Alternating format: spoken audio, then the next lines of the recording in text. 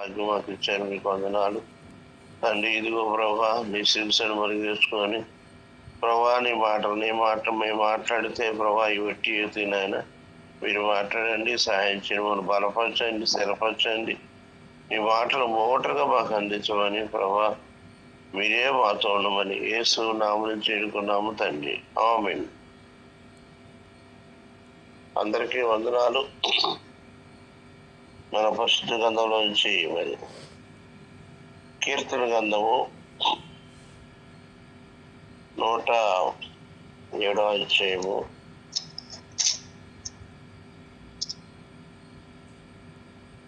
10వ వచనం చదవండి.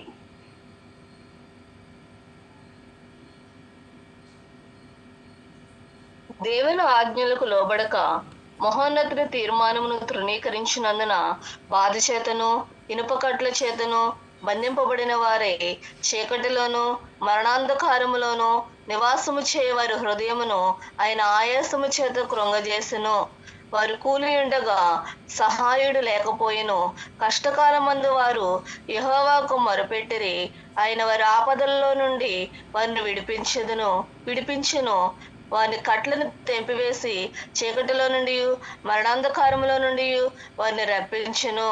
ఆయన కృపను బట్టి నరులకు ఆయన చేయు ఆశ్చర్య కార్యములను బట్టి వారి యెహోవాకు కృతజ్ఞతాస్తుతులు చెల్లించుదురుగాక. ఏలైన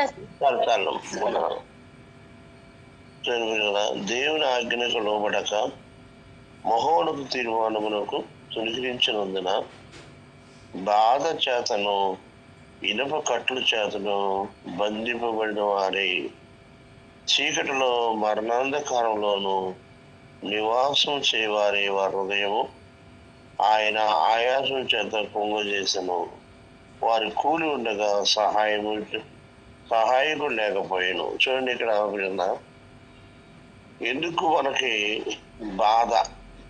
చాలా మంది కుటుంబంలో బాధపడుతున్నారు. బాధ లేని మా కుటుంబం అనేది లేదని కూడా. ఎందుకు అలాగా మనకి బాధ వస్తుంది? ఎందుకు మనకి ఈ యొక్క దుఃఖము, ఈ యొక్క ఆయాసము, ఎందుకు మన కుటుంబాల్లో నలిగిపోతున్నారు? దేనికి నలిగిపోతున్నాము అంటే దేవుని యొక్క ఆజ్ఞకు మనం లోబడకపోవడం వల్ల. దేవుని యొక్క ఆజ్ఞకి మనం లోబడకపోవటం వల్ల, దేవుడి మాట మనం వినకపోవటం వల్ల. దేవుడు ఏదైతే వద్దు అని అంటాడో కానీ మనం ఏం చేస్తున్నాం అంటే దాన్నే మనం చేస్తున్నాం. ఒకసారి ఒక సేవకుడు, ఒక గొప్ప సేవకుడు అంటే ఆయన చాలా చాలా ఆయన ప్రసంగాలను విని కొన్ని వేల మంది రక్షించబడ్డారంట, మార్పు చెందారంట. అంత సేవకుడు ఒకసారి ఒక యవనస్తుడు దేవుడికి సమర్పించుకొని దేవుడు రాజ్యం కట్టాలి, నేను దేవుడి కొరకు జీవించాలని సమర్పణతో అతను సేవకు ముందుకు సాగిపోతున్నప్పుడు ఈ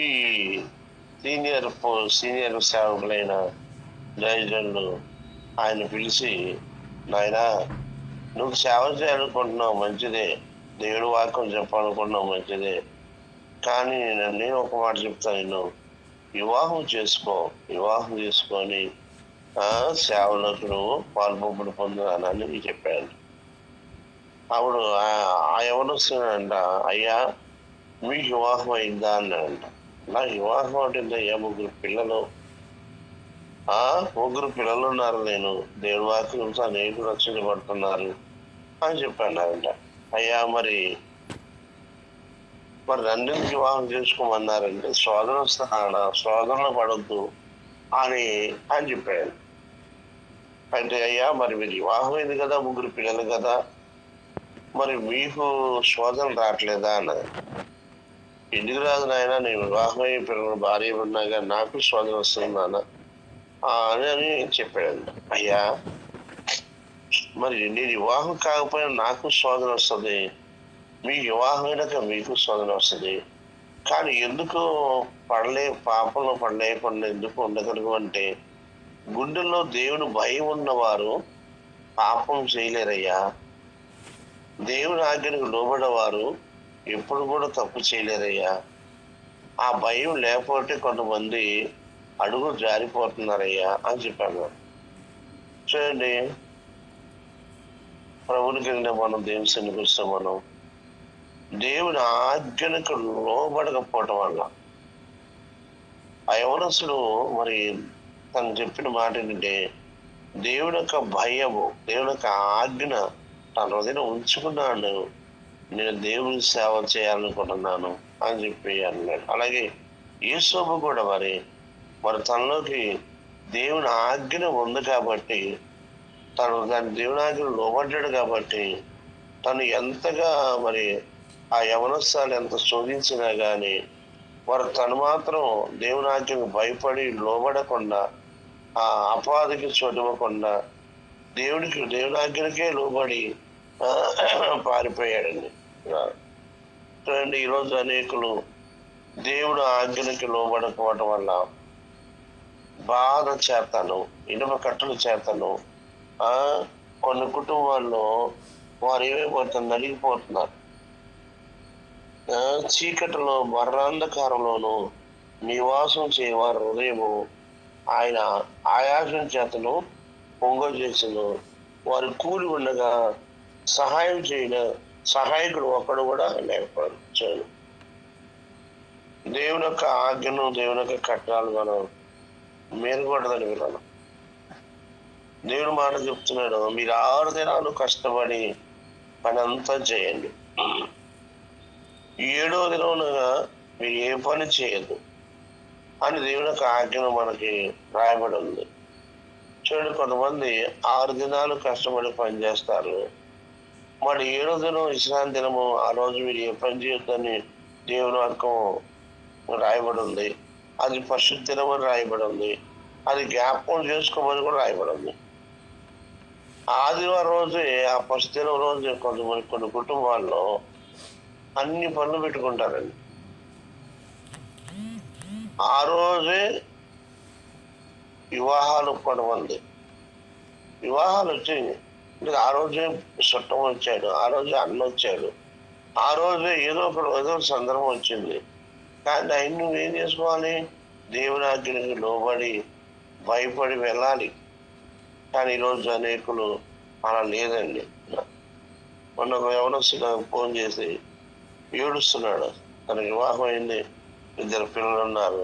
మారుమోసుకొని తమ్ముడే, అన్నా అన్నా అన్నా అన్నా నా భార్య నన్ను లెక్క చేయట్లేదన్నా, నా భార్య నన్ను నవ్వట్లేదన్నా, నా మాట వినట్లేదన్నా, ఆ వినకపోవటం వల్ల నేను నోరు జారినన్నా, నోరు జారి కదా కొట్టానన్నా, తిట్టానన్నా, నాకు చాలా బాధగా ఉందన్నా, ఎందుకు ఇలా తిట్టాను, ఇలా కొట్టానని చెప్పి వెళ్ళి నా భార్య వెళ్ళి కాలు క్షమాపడితే నెట్టేస్తుందన్నా, తోసేస్తుందన్నా, క్షమాపణ తీసుకోవట్లేదన్నా, నేనేం చేయాలన్నా, చనిపోతానన్నా, మరణానికి వెళ్ళిపోతానన్నా అన్నట్టుగా మాట్లాడుతున్నాడు. అప్పుడు అని చెప్పాను, తమ్ముడు నేను ఎందుకు ఇలా అయిపోయానన్నా అంటున్నాడు. నేను ఉదాహరణకి ఒక బలహీనత నీకు వచ్చిందనుకో తమ్ముడు, ఒక వ్యాధి వచ్చింది, ఆ వ్యాధికి డాక్టర్ గారు ఒక మెడిసిన్ ఇచ్చాడు, 3 పూటలు వేసుకోమని చెప్పాడు. మరి 3 పూటలు వేసుకున్న తగ్గుద్దా వ్యాధి? 3 పూటలు వేసుకోకుండా మెడిసిన్ వాడకపోతే తగ్గుద్దా అన్న. మెడిసిన్ వాడాలి కదన్నా, 3 పూటలు వాడితేనే కదా మెడిసిన్ తగ్గేది, ఆ వ్యాధి తగ్గేది అన్న. అవునన్నా. అట్లాగే తమ్ముడు, మరి దేవుని యొక్క ఆజ్ఞకి మనం లోబడకుండా నీ కుటుంబంలో ఈ రోజున ఇలాంటి పరిస్థితి నీకు వచ్చి అంటే క్రమంగా నువ్వు దేవుని సన్నిధికి వెళ్తున్నావా అని కాదు. లేదన్నా అప్పుడప్పుడు సండే నేను ఓడిపోతున్నాను అన్నాను, మరి తప్పు కదా. క్రమంగా నువ్వు దేవుని సన్నిధికి వెళ్ళకుండా మరి శోధన వచ్చింది, నేను ఇలాగ అరిగిపోయానని చెబుతున్నావు, అది తప్పు కదా. మరి బుధవారాలు శనివారాలు ఉన్నాయి కదా, మరి అప్పుడన్నా వెళ్తున్నావా అంటే అసలు బుధవారం శనివారం వెళ్ళంట. మారు మనసు పొంది రక్షించబడి నువ్వు బుధవారం శనివారం వెళ్ళకపోతే నీకు ఆత్మీయ బలం ఎక్కడ ఉంటుంది?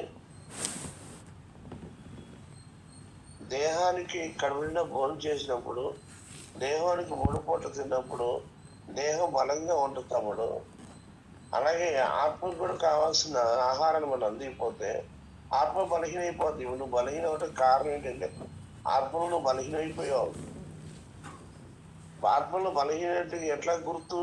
దేహానికి బలహీనట్టుగా ఆకలి వేస్తుంది అని, నాకు ఆకలి వేస్తుందమ్మా, నాకు చేయి వచ్చేసింది, ముందు అన్నం పెట్టండి అన్న. షుగర్ నవ్వు చూడండి, ఆకలిగా అయిందంటే షేక్ వచ్చేది, వెంటనే అర్థమైపోతుంది కొద్ది వెంటనే ఏదో తినాలి. తెలంగాణ వెంటనే ఆ షేక్ పోతుంది, ఆ ఊరికి పోతుంది. అట్లాగే నువ్వు ఆత్మలో బలహీనైనట్టు ఎట్లా తెలుస్తుంది? ఎట్లాగా నీకు అర్థమవుతుంది? నువ్వు నీ భార్య మీద నోరు జారావు, నోరు జారటమే కాదు అనుమానించావు, అనుమానించ పడుతున్నావు. మరి అది నువ్వు బలహీనవా బలవంతునివా? ఆత్మలో నువ్వు బలహీనైపోయావు నాన్న. అవునన్నయ్య, నిజమేనన్నయ్య, అందుకే అన్నయ్య నువ్వు బలహీనం అంటే కారణం ఏంటి? ప్రతి సండే క్రమంగా నువ్వు దేవస్థానికి వెళ్ళట్లేదు. మరి బుధవారం శనివారం అవకాశం ఉంది, ఉన్నా కానీ నువ్వు వెళ్ళట్లేదు. సరే, మరి నెల నెల నువ్వు చూడు వస్తున్నావా? వెళ్తాడన్నా, రావట్లేదు అన్నయ్య. అదిగో నువ్వు ఎలా బలవంతులు అవుతావు? ఈ ఆత్మలో తగినంత ఆహారం నీకు అందకపోతే, దేహానికి ఆహారం అందకపోతే దేహం బలహీనం అవుతుంది. ఆత్మకు సరైన ఆహారం అందకపోతే ఆత్మ బలహీనైంది. దేహ బలహీనుడికి మనకు అర్థమవుతుంది, కానీ ఆత్మ బలహీనుడికి ఆత్మలో ఉన్నవాడికి అర్థమవుతుంది. నువ్వు నోరు జారుతున్నావంటే, భార్య మీద ఎగబడుతున్నావంటే, భార్యని కొట్టావంటే, భార్య అనుమానించావంటే నువ్వు ఆత్మలో బలహీనైపోయావు. దేవుని ఆజ్ఞను మీరిపోయావు, దేవుడి కట్టడాలకు లోబడట్లేదు. గమనించండి. అయితే లేవనెత్తువాడు ఒక్కడో లేడంట. అయితే మనం గ్రహించి వెంటనే మళ్ళీ ఇక్కడ కింద దేవుడి వాక్యం రాయబడిందంటే, కష్టకాలంలో వారు యెహోవాకు మొరపెట్టిరి, ఆయన వారి ఆపదల నుండి వారిని విడిపించెను, వారి కట్లను తెంపేసిరి, చీకట్లో నుండి మరణాంధకారం నుండి ఆయన వారిని రప్పించెను. ఆయన కృపను బట్టి నరులకు ఆయన చేసిన ఆశ్చర్యకాన్ని బట్టి వారు యెహోవాకు కృతజ్ఞతాస్తుతులు చెల్లించింది. మళ్ళీ నువ్వు పడిపోయావు, జారిపోయావు నాన్న, అయినా మళ్ళీ నువ్వు ప్రభు దగ్గర కూర్చో. మళ్ళీ నేను ఆయన లేపగలను. నీ బాధకి, నీకు వచ్చిన కష్టానికి, నీకు వచ్చిన ఇరుకుని మళ్ళీ నువ్వు ప్రభు దగ్గర కూర్చొని పశ్చాత్తాపడి నన్ను క్షమించి ప్రభు, ముందు ప్రభు పాదాలు పట్టుకో, ముందు ప్రభు దగ్గర వేడుకో, ప్రభు దగ్గర పశ్చాత్తాపడు, మరి కృతజ్ఞత స్థుతులు చెల్లించు. ఆయన ఇక నుంచి నేను ప్రతి వారము ఆదివారం నేను ఆగనయ్యా, ప్రతి బుధవారం ప్రతి శనివారం నేను ఆగ్రహించయ్యా, నాకు సహాయం చేయి ప్రభు అని ప్రభుని వేడుకో. అప్పుడు ప్రభు మళ్ళీ మనల్ని క్షమిస్తాడు. అప్పుడు నువ్వు నీ భార్యని సమాధానపడు. అంతేగాని భార్యని కొట్టడము, తిట్టడము, ఆమెను అనుమానించటము, మళ్ళీ నువ్వు బలహీనపడటము, బాధ తెచ్చుకోవడం, ఆయన తెచ్చుకోవడము, మళ్ళీ ఆమెను క్షమాపడుతుంటే ఎలా కుదిరితే కూడా అలా కాస్త కూడా అని చెప్పినప్పుడు నిజమేనన్నయ్య, నిజమే, నేనే బుద్ధిహీనన్నయ్య, మారుమోసుకుంది కూడా దేవుని సన్నిధికి నేను దూరం అయిపోతున్నాను, సంపాదన పడ్డాను, దానివల్లే నేను దూరం అయిపోతున్నాను.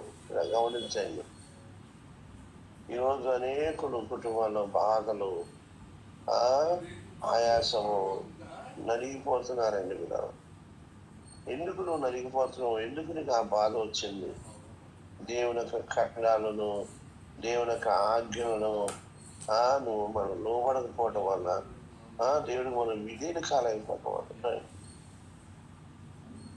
నేను ఒకసారి ఏం జరిగిందంటే, ఇక్కడ నూజుడు వచ్చాను, బుధవారం అయ్యగారు వాక్యం చెప్తున్నారు చూడండి, నిర్లక్ష్యం నాలో వాక్యం చెప్తుంటే నేను అప్పుడు మా పెద్దబాబు ట్రైనింగ్లో ఉన్నాడు. ఆయన రూమ్లోకి వెళ్ళిపోయి ఫ్యాన్ వేసుకొని హాయిగా నిద్రపోయాడు. ఎప్పుడు నేను దేవుని మీద వాక్యం ఎవరు చెప్పినా నీ వాక్యాన్ని బుధవారం శనివారం నేను కోల్పోను, ఆదివారాన్ని కోల్పోను. నాకెంతో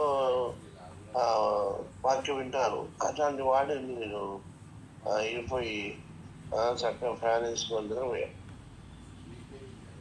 శుభ్రం నిద్రపోయాను. బుధవారం నిద్రపోయాను. గురువారం మరి నేను బైక్ మీద వెళ్తుంటే చిన్న పిల్లలు వాళ్ళు తప్పించిపోయి నేను పడిపోయాను. పడిపోయి చెయ్యి ఫ్రాక్చర్ అయిపోయింది. నేను చూసుకున్నాను, ఏంటి ప్రభావ నాకు ఈ బాధ అర్థం కావట్లా. నేను దేవుని పనిలో ఉన్నాను కదా, దేవుని పని చేస్తున్నాను కదా. ఏంటి ప్రభావ నాకు ఈ బాధ ఏంటి ప్రభావ అని చెప్పి హాస్పిటల్ కట్టుకొని కూర్చొని ఆలోచిస్తుంటే దేవుడు జ్ఞాపకం చేస్తున్నాడు. ఎందుకు అంత నిర్లక్ష్యతనం నీకు? దయచేసి వాక్యం చెప్తున్నప్పుడు ఎందుకు నువ్వు అంత నిర్లక్ష్యంగా ఉన్నావు? నేను లక్ష్యంతనంలో ఉన్నట్టుగా నాకు దేవుడు అర్థం చేశాడు. ప్రభావ క్షమించయ్యా, నాకు అర్థం చేసినందుకు నీకు వందనాలు. చెయ్యి ఫ్రాక్చర్ అయితే అయింది, కానీ ముందు దేవుడు యొక్క వాక్యం నాకు గ్రహించావు ప్రభావ, నీకు వందనాలయ్యా. నా యొక్క బలహీనతను క్షమించండి అని చెప్పి నేను పశ్చాత్తాపడి మళ్ళీ నేను దేవుడి కృపలోకి రావటానికి దేవుడు సహాయం ఇచ్చాడు. ప్రభునికి మనం దేవుని కొంచెం మనం దేవుని యొక్క ఆజ్ఞకి మనం లోబడాలి. దేవుడు మాటలు నిర్లక్ష్యంగా మనం కొంతమంది వాక్యాన్ని నిర్లక్ష్యంగా వింటాం. ఈరోజు వాక్యం నాతో మాట్లాడుతున్నప్పుడు ఇది నాదే ప్రభా, నిజంగా ఈరోజు వాక్యం ద్వారా నాతో మాట్లాడావు నాయన అని చెప్పి ఎవరైతే వెంటనే మోహరించి పశ్చాత్తాపడి ఆ వెలుతుని మనం సరి చేసుకున్నప్పుడు దేవుడు వెంటనే మన పైకి లేవుతాడండి. లేకపోతే మనం లేవనెత్తు మనం అక్కడ కూడా లేదంట. ఎంత చక్కని మాట దేవుడి వాక్యం మనకు రాయబడింది చూడండి. ప్రభునికి వెళ్ళిన మనం దేవునికి వచ్చిన మనం ఆయన వారి ఆపదలో చూడండి, కష్టకాలము నందు వారు యెహోవాకు మొరపెట్టిరి, ఆయన వారి ఆపదల నుండి వారిని విడిపించెను. వారి కట్లను తెంపివేసి చీకటిలో నుండి మరణాంధకారంలో నుండి వారు రప్పించెను. ఆయన కృపను బట్టి నరులకు ఆయన ఆశ్చర్య కార్యమును బట్టి వారు యెహోవాకు కృతజ్ఞతాస్తుతులు చెల్లించుగాక. ఏంటి కృతజ్ఞతాస్తుతులు చెల్లించడం? నువ్వు ఒక్క దినాన్ని కూడా కోల్పోకూడదు కదా. అదే కృతజ్ఞత మనం స్తుతులు చెల్లించడం అండి. ఏంటయ్యా బుధవారం శనివారం ఆదివారం ప్రతి నెల నువ్వు వెళ్తావు ఏంటయ్యా? లేదు, మాకు నేను పుట్టి పెరిగింది గుంటూరు పట్టణం అండి. ఆ గుంటూరు పట్టణంలో ప్రతి నెల నేను మారుమోసుకుంది 27 సంవత్సరాలు అయింది. నేను ఒక నిబంధన చేసుకున్నాను, ప్రభా ఇంత మంచి వాక్యం నాకు ఇచ్చారు, ఇంతమంది సహవాసం నాకు ఇచ్చారు, ఇంతమంది ధైర్యం నాకు ఇచ్చారు. మరి నా తప్పు నాకు, నేను ఎంతగా వాక్యం ప్రతి ఆదివారం సండే వాక్యుడన్నా నెలలో నూజిలు వచ్చినప్పుడు ఇంకా నా లోటులు నా వెళుతున్న నాకు అర్థమవుతుంది ప్రభా అని చెప్పి కన్నీళ్ళు కాచుకుంటూ పశ్చాత్తాపడుకుంటూ సరి చేసుకుంటూ కొరకు నేను ఒక్క నెల కూడా అండి ఈ రోజు వరకు కదా ఒక నెల కూడా ఆగలేదు. దేవుడు దయని బట్టి సెకండ్ సైడ్ నూజిలు మాత్రం అక్కడ మా ఇళ్ళ కాడ వాళ్ళందరూ గుంటూరులో నన్ను ఎగతాలు చేశారు, కేరళగా మాట్లాడారు. ఏమన్నారంటే ఏంటో ఇక్కడ లేదా సంచులు తీసుకొని మూటలు తీసుకొని ప్రతి నెల వెళ్తాడండి ఈయన అని చెప్పి నన్ను నా భార్య అనేవాళ్ళు. నేను అనుకొని వాళ్ళు తెలియదుగా తిరిగి మాట్లాడుతాను వెళ్ళిపోయేవాడు. ఇవాళ గుంటూరు పట్టణం నుంచి కొన్ని వందల మంది ప్రభు దగ్గర రావడం దేవుడు సహాయం చేశాడు. ఎన్ని కుటుంబాలు ఈ బాధల్లో ఆ ఇరుకుల్లో ఆ ఇబ్బందుల్లో నుంచి దేవుడు విడిపిస్తున్నాడు. ఇలా నీకు ఎలాంటి కష్టాలు వచ్చినా, నీకు ఎలాంటి బాధలు వచ్చినా, ఎలాంటి ఇరుకుల్లో ఉన్నా ఇబ్బందిలో ఉన్నా కానీ నువ్వు ప్రార్థన చేసుకొని ప్రభా దేవుని బిడ్డల ద్వారా నాతో మాట్లాడాలి, నన్ను బలపరిచి ప్రభా అని చెప్పి ప్రార్థన చేసుకొని నువ్వు వీడు రాగలిగితే ఆ కట్టును తెంపేస్తాడు దేవుడు. ఆ బాధలోంచి విడిపిస్తాడు దేవుడు, ఆ ఇరుకులోంచి విడిపిస్తాడు దేవుడు. అని దేవుడు సమాజంలో సేవకులు పరమని చెప్తున్నారు. అమ్మా నేనైనా నువ్వు రండిరా, వాక్యం వినండిరా అని చెప్తూ చూడండి. నేనైతే సమయం కుదిరితే సెలవు దినం వస్తే వెంటనే అందరూ చెప్పేస్తాను, దైవజను పిలిచి చెప్తాను, అమ్మ ఒకరిని సేవకు పంపించాను, మీరందరూ అపరంజం గారు చెప్తాను, ఎవరొకరు అపరంజం గారు లేకపోతే ఎవరొకరు పంపిస్తారు, పేరు పెట్టాడు. రాబడి వాళ్ళందరికీ సంఘాలు ఫోన్ చేస్తారు, రండి రండి అని. ఆ రోజు ఒక మంచి వంట ఉండి చక్కగా ఆ వంట విడిచి చక్కగా వాక్యం చేస్తాను. ఎందుకంటే ఎన్ని కుటుంబాల్లో ఈ బాధల్లో ఉండి, ఈ యొక్క సాతాను కట్టల్లో ఉండి అపవాది కుయుక్తిలో పడిపోయి ఆ మార్పు పొందినా కూడా బయటికి రాని కుటుంబాలు ఎన్నో ఉన్నాయండి. అవన్నీ బయటికి రావాలంటే, దేవుని ఆజ్ఞకు మళ్ళీ మనం లోబడాలంటే, ఆ కట్టులు తెంపుకోవాలంటే, ఆ బాధల్లోంచి, ఆ ఇరుకులోంచి, ఆ మరణ స్థితిలోంచి మనం బయటికి రావాలంటే దేవుని సన్నిధికి మనం రావాలి, దేవుని ఆజ్ఞకు మనం లోబడాలి, దేవుని కట్టడానికి మనం విధేయులు కావాలి. అలా మళ్ళీ దేవునికో దయగలవాడు, కృప సమృద్ధి గల దేవుడు కాబట్టి, దయాదాక్షిణ్యం గల దేవుడు కాబట్టి, దీర్ఘశాంతం గలవాడు కాబట్టి మనం పడిపోయిన లేవనెత్తాడండి. పిల్లరా, నువ్వు ఎలాంటి పరిస్థితిలో ఉన్నా మళ్ళీ నువ్వు మొరపెట్టావనుకో, మళ్ళీ నువ్వు పశ్చాత్తపడ్డావనుకో, ఆ వెంటనే దేవుడు ఆయన తల్లిదండ్రుల కన్నా, అన్నదమ్ముల కన్నా, కథల కన్నా భిన్నమైన ప్రేమ గల దేవుడు. ఆయన ప్రేమ మనం లేవనిస్తుంది, మనం నిలబెట్టింది. పిల్లరా, అందుకని దయచేసి ఈ వాక్యమైన ప్రజలారా, నువ్వు ఎలాంటి కట్టుల్లో ఉన్నావో, దేవుని ఆజ్ఞకు లోబడట్లేదేమో, దేవుని మాట వినట్లేదేమో, ఆయన ఇప్పటికైనా సరే మించిపోయింది లేదు. ప్రభు పదలు పట్టుకో, ఆ కట్టల నుంచి, ఆ ఇరుకుల నుంచి, ఆ ఇబ్బందుల నుంచి ప్రభు లేవనెత్తి మళ్ళీ మనల్ని నిలబెడతాడు. ప్రార్థన చేసుకున్నాం. Recording stopped.